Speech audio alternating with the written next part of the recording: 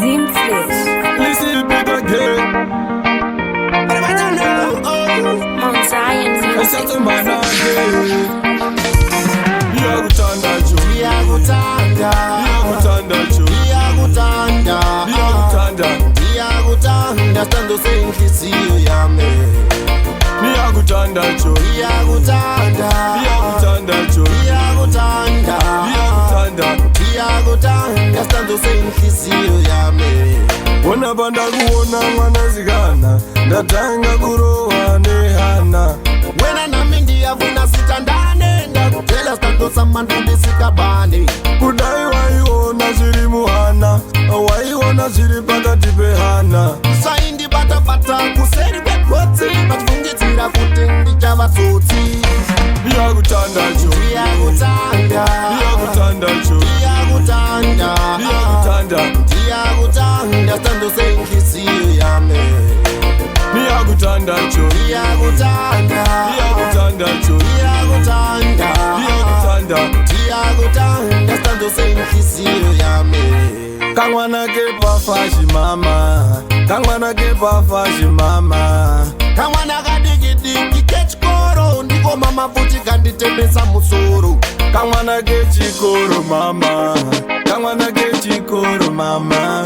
Ndasvika futi ndikataya mukana ndaitoka kuti iwe tichagarisana. Iyakutanda jo. Iyakutanda. Iyakutanda jo. Iyakutanda. Iyakutanda. Iyakutanda stando senhlisiyo yami. Iyakutanda jo. Iyakutanda. Iyakutanda jo. Iyakutanda. Iyakutanda. Iyakutanda stando senhlisiyo yami. Wona banda kuona mwanazikana ndatanga kurowa nehana Wena nami ndiyavuna sitandane ndakutela stando samandundisikabane.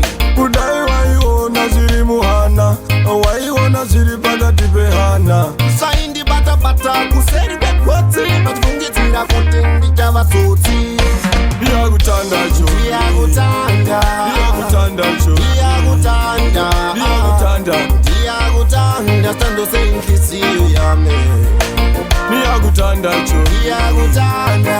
Iyakutanda jo. Iyakutanda. Iyakutanda. Iyakutanda stando senhlisiyo yami. Kamwana kepafashi mama. Kamwana kepafashi mama. Kamwana kadikidiki kechikoro ndiko mama futi kanditembesa musoro.